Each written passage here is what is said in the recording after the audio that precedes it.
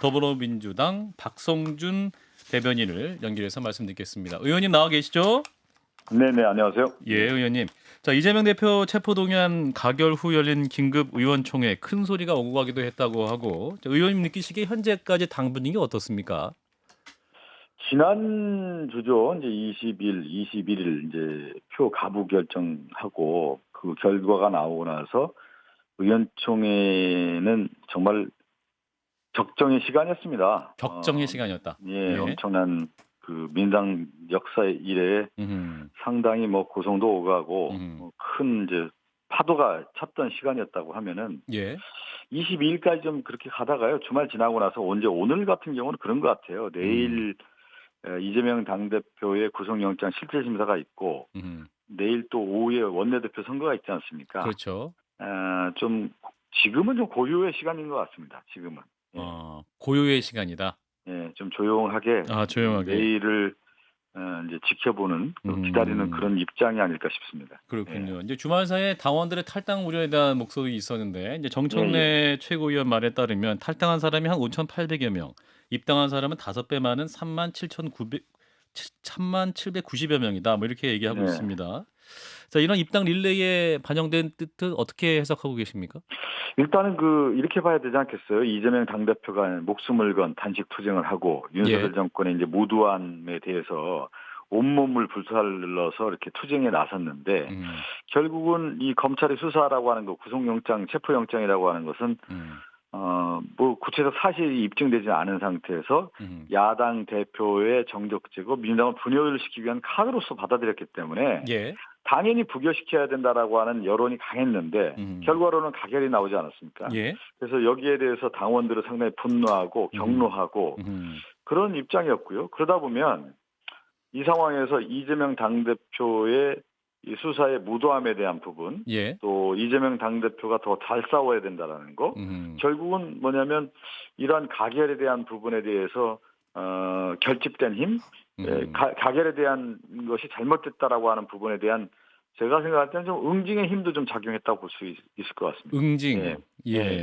근데 그래서 가결표 던진 의원들 징계해야 된다 이런 얘기도 나오고 일각에서는 또 사진까지 만들어져 갖고 명단까지 예상 명단까지 이제 나타나고 있는 상황 아니겠습니까? 또 어떤 의원들은 SNS 직접 또 나는 어떻게 투표했다 이렇게 직접 입장도 말씀하고 계시는데 이런 상황은 어떻게 바라보고 계십니까, 의원님? 이제 가결표 자체가 공당에서 있을 수 있는 일이냐에 대한 부분에 대한 얘기들이 계속 나왔고 도저히 용납돼서는 안 된다는 얘기인데 결국은 이제 가결표 자체가 해당 행위라고 보는 거 아니겠습니까? 그런데 비밀 투표 아니겠어요? 예를 들면 최소 29표가 있고 기꾼 뭐 예를 들어 무효표까지 합해하면 30여 표가 되는 건데 실제 그러면 어떻게 이 부분을 밝힐 수 있느냐에 대한 부분부터 시작한다고 하면 상당히 혼란스러운 면이 있는 거거든요.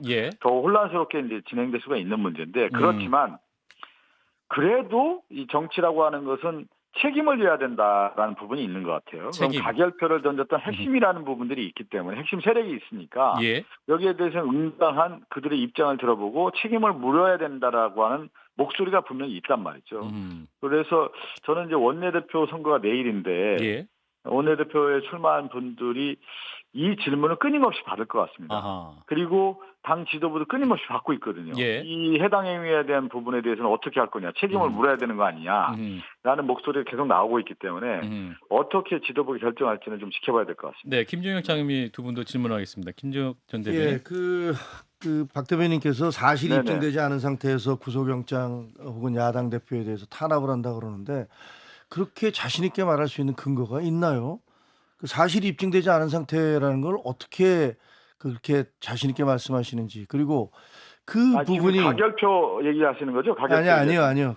어떤 거예요? 범죄 혐의에 대해서 이재명 대표의 범죄 혐의에 대해서 사실이 입증되지 않은 상태인데 야당 대표를 탄압하기 때문에 우리가 거기에 맞서야 된다는 입장이신데 그거는 이제 이렇게 보는 거죠. 이제 일단 이 수사가 정치 수사로 좀 진행된 거에 대한 부분을 이제 규정을 한 거고요. 그동안에 이제 검찰에서 1년의 과정들이죠. 이제 1년 한 반 가까이 검찰 수사가 진행돼 왔는데 그러면 그 이재명 당대표의 수사가 정말 제대로 된 수사가 됐느냐에 대한 것을 따져보지 않겠습니까? 그래서 의원총회에서 충분하게 그러면 이번 체포영장이 검찰의 체포영장이 정당한 영장이냐에 대한 것을 가지고 많은 논의가 있었고 그동안에 언론에서 충분한 얘기가 나오지 않았습니까? 당에서도 마찬가지고 그러다 보니까 이거는 정치 기획에 의한 그 영장이었기 때문에 부당하다라는 부분에 대해서 민당 내 많은 의원들이 같이 입장을 내고 있는 것입니다. 근데 지난 2월 달에 이미 체포동의안이 왔을 때 그것을 부결시키셨고 그다음에 이것이 정치적인 수사였는지 아니었는지를 재판부 영장전담 판사 앞에 가서 그 시비를 따져보자고 지금 나오시라는 거 아닙니까? 근데 그거를 야당이 그 다수의 힘으로 계속 막고 있는 거였잖아요. 그리고 이재명 대표 본인도 벌써 여러 차례 나는 체포동의안 절대 거기에 대해서 포기하겠다, 내 발로 나가겠다 당당하게 이미 여러 차례 얘기하셨고요. 그래서 일반 국민들이 보시기에는 그런 주장이나 이런 것들이 좀 합리적이지 않다라고 바라보실 것 같아요. 그런 이제 여당의 프레임이 국민의힘은 이제 그렇게 바라보고 싶겠죠. 그렇게 하고 그렇게 이제 몰아왔던 거 아니겠습니까? 그 대통령실이나 국민의힘이나 이제 검찰에서 그 정치적 의도를 가지고 야당 대표에 대한 정적 제거와 민주당 분열을 위한 카드로서 지금까지 계속 이어져 왔던 거 아니겠습니까? 보통의 검찰 수사들이 봤을 때 이번 이재명 당대표 수사에 검찰 인력이 얼마큼 투입됐습니까? 검찰 인력이 한 수십 명이 들어왔고 또 그 수사관들까지 포함하면 수백 명이 들어왔고 압수수색을 400여 차례 해왔는데 도대체 그러면 뭐가 나왔냐 이 얘기하는 거 아니겠습니까? 그 여론도 분명히 있는 거 아니겠습니까? 그랬을 경우에 지금까지 왔을 때 검찰의 수사라고 하는 것은 결국 정치 수사 아니겠느냐 이렇게 보는 것이죠. 부당한 수사였고. 저는 내일 있을 민주당 원내대표 선거에 대해서 좀 여쭙고 싶은데요. 일단 뭐 성향을 분류하기로는 언론에서 전부 친명계 의원들이다라고 이야기를 하고 있어서 혹시 이게 또 당에서 소모전으로 갈 수도 있으니까 추대를 하는 게 어떻겠냐 이렇게 제안하시는 분들도 계신데 실제로 추대로 갈 가능성도 열려 있습니까? 그거는 이제 당내에서 여러 얘기가 있는 것 같아요. 지금 이제 원내대표 네 분이 이제 출마를 했기 때문에 좀 가닥을 잡을 필요가 있지 않느냐. 그래서 단일화에 대한 얘기도 있고 어떤 의원에 대해서는 이제 추대 의견도 있고 그런데 지금까지 상황으로 봐서는 그렇지는 않은 것 같아요. 내일 그대로 좀 진행되지 않을까라고 하는 생각도 드는데 여기서 이제 분명한 이제 원내대표 나온 분들의 입장을 좀 들어봐야 될 것 같아요. 입장. 그러면 이제 출발이잖아요. 현안에 대한 진단인데 그러면 박강원 원내대표 체제가 물러나고 새로운 체제 아니겠습니까? 그럼 박강원 원내대표는 왜 물러났는지 지금 얘기한 것처럼 제가 얘기한 것처럼 가결표에 대한 부분에 대한 입장을 좀 얘기를 해야 될 것 같고 어떤 대답을 하는 분이 유리한 겁니까? 글쎄요. 그거는 이제 이렇게 나야 되겠죠. 이제 기존의 이제 원내대표 체제가 이제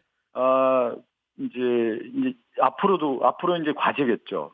선면 야당으로서 이 검찰 독재와 싸우는 야당 대표의 야전 사령관으로서의 이미지를 확실히 부각시킬 수 있는 후보가 누구냐를 가지고 따질 것 같고요.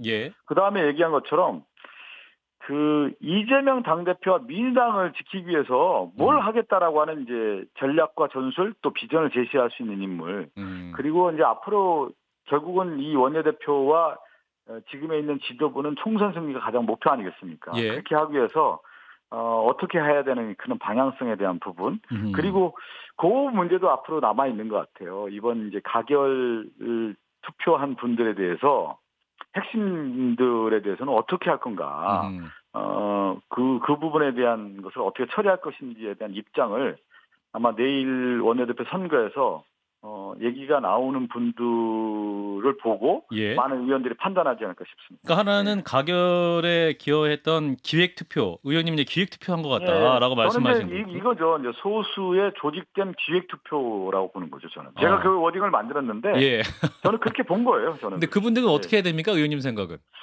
그거는 이제 우리가 이게 이 사태까지 벌어지지 않았습니까? 정치는 기본적으로 책임 아닙니까? 자신의 행위에 대해서. 그리고 또 하나가 뭐냐면 내가 이런 행위를 한 입장을 분명히 밝혀야 되는 것이죠.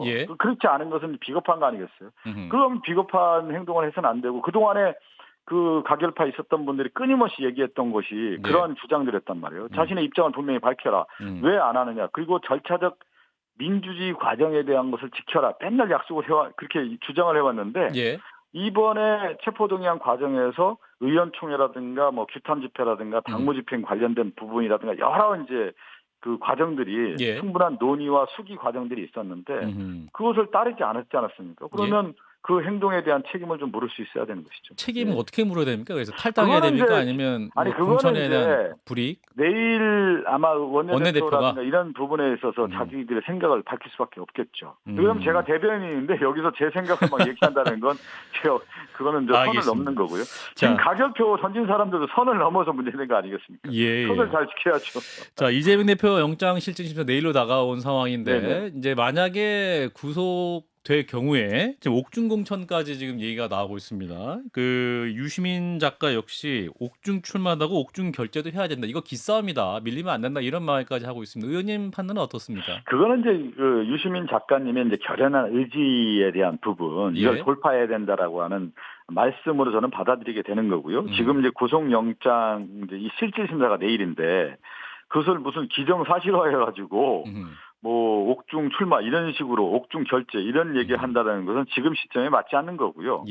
그리고 이제 공당이라고 하는 역할은 분명히 있는 거 아니겠습니까? 그 절차적 과정이 있는 거기 때문에 내일 그 상황을 좀 엄중하게 받아들이고 조심스럽게 어떤 상황이 나올지를 좀 기다려봐야 되는 것이죠. 네, 짧게 마지막 하나 더 드리면 아까 이제 차기 원내대표는 이재명과 민주당을 잘 지킬 수 있는 분야에 된다 말씀하셨는데 결국 이재명 지키기를 잘할 수 있는 분이다. 바꿔 말하면 향후 민주당은 그러면 방탄정당 이미지가 더 강해지는 거 아닙니까?